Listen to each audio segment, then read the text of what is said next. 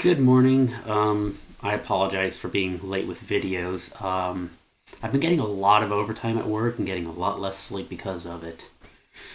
So, my biggest frustration right now, and I say frustration because I'm not going to say this is making me angry. I'm trying to eliminate that phrase from my vocabulary. I don't like it in general. I hate saying that blank makes me blank for any circumstances. Even this makes me happy because it's implying that I'm letting something else control me. And I don't like that. Because, a coworker says, "You're making me angry." My first thought is, why are you letting me control you? And if I'm controlling you, I wouldn't be choosing anger.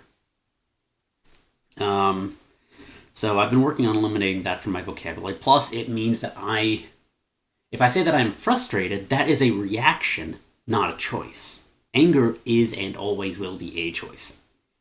So the frustration is I'm nearing the end of Critical, my current writing project.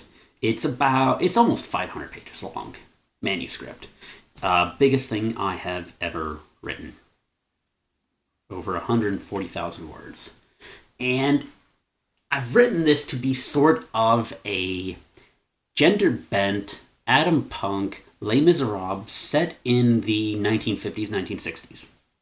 It started off as both a desire to show off some of my antiques, because I can use that in marketing, because I actually have uranium glass, and I have items from that era.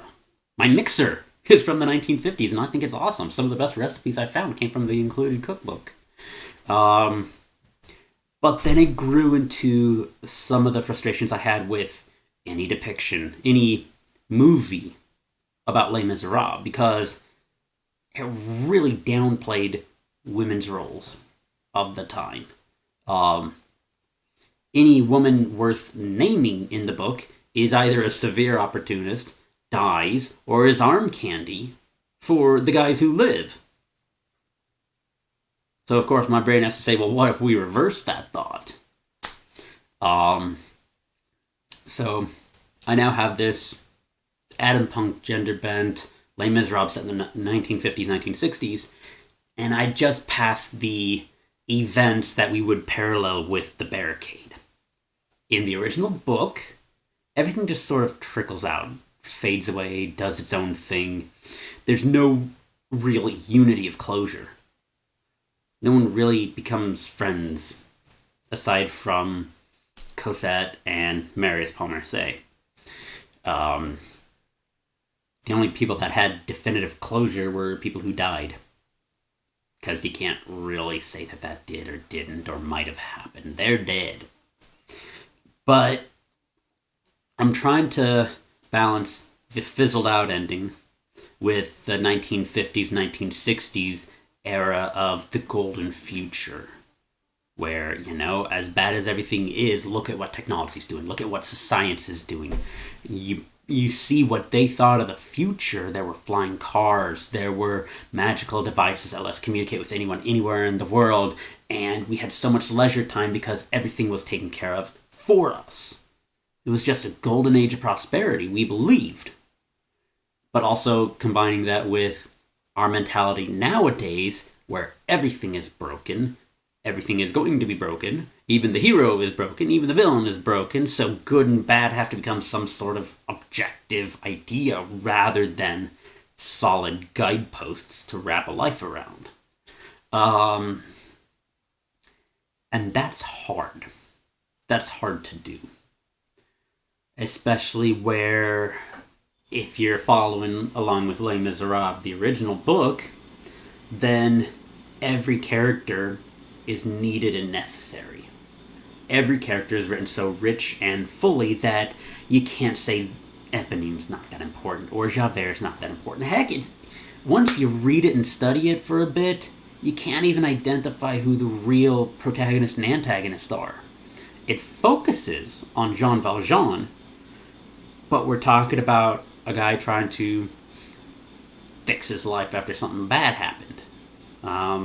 Javert is just as equally a candidate to be a protagonist because he's a policeman. He's not going above and beyond the scope of his duty. I mean, and I say that knowing full well what people today think of cops. Eponine, Cosette, oh gosh. I forget what that one chick's name. Fantine.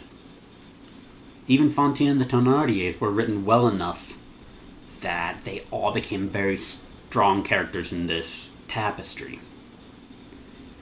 With Critical, I'm writing it in such a way where it's obvious that there's supposed to be a protagonist, but there's a significant amount of time not happening around the protagonist.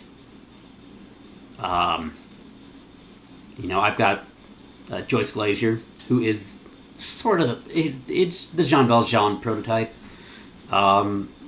She gets out of prison. She has very obvious identifiers that she used to be in prison, but she's trying to reconstruct her life in the 1950s, 1960s, where we had a severe stigma against anything that was outside the norm.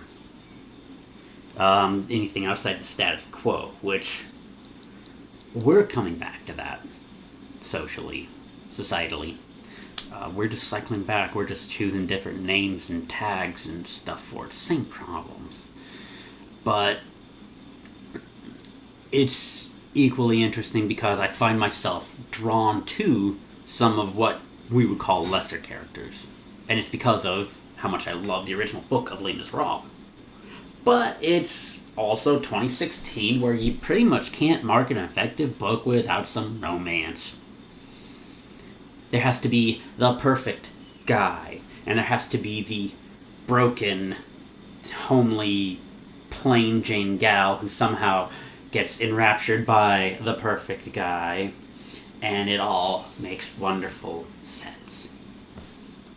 Don't believe me? I'm not just talking about Twilight. No. I'm also talking about Uglies by Scott Westerfeld.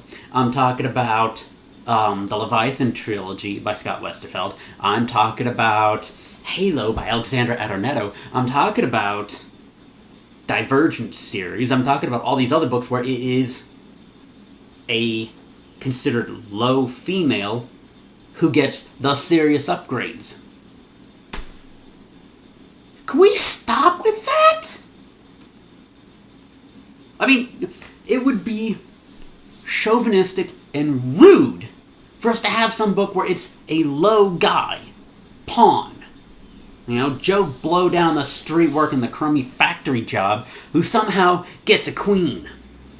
Right? When neither case actually happens. It doesn't. It's two broken people who realize they're broken and somehow decide, you know what, we're somehow less broken together and we don't make stupid choices around each other.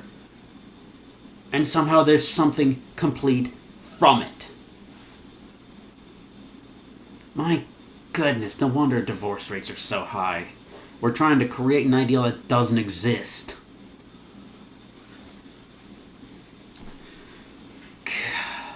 I talk about how I'm happily married, and you know what my coworkers say? That ain't gonna last long. What, am I somehow gonna snap out of the ability to communicate with my wife? Yes, there are things that I don't feel like telling her. Yes, there are days where I just don't feel like having her in the same bed next to me, but the fact is, she is my wife. I love Megan very much, and I know that if I can put up with small defects, if I can put up with the fact that she is a human, heaven forbid someone else is going to treat me like a human. That someone will be able to overlook some minute mistakes. That someone's going to overlook even deliberate mistakes that ended up being really stupid. So I will gladly have the vaguely awkward conversations. I will happily put up with some minor annoyances, because that means I will always have someone on my side. Someone who's always there and always willing to help. Okay? And I'd love to see the book where it's two people who are people. And we actually get to see love happen instead of lust. Not to be the Debbie Downer of the party, but those are, well, critical's the more recent frustration. I've been seriously jaded with romance and novels for a long time. Sad part is those books are popular. And, okay, you know, I have met one author who can do a romance about broken people, and his name is John Green. And people die in those books, too! It's like he doesn't even believe actual romance can happen either, because it happens for a little while, but then someone has to die, meaning that there's some sort of shelf life for love. When in reality, it's kind of like growing a plant. Yes, it starts off with one seed of a good thing happening, but you know what's the best thing about seeds? They can produce more seeds. Let me show you something real quick.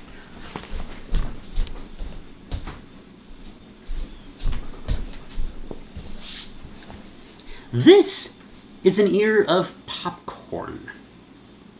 I got the seed from my grandmother, who is too old to take care of a garden. So the seeds got passed on to me.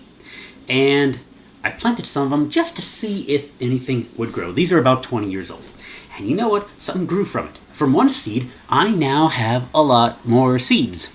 The original seed, may have had a shelf life and had been at the end of it. But these are now at the beginning of their shelf life.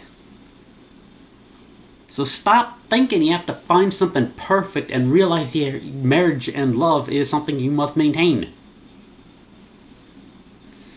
On a happier note, I'm going to spend the rest of my morning with my wife. Make sure I'm maintaining the things I need to maintain. And it's going to be awesome. I hope your day's awesome too.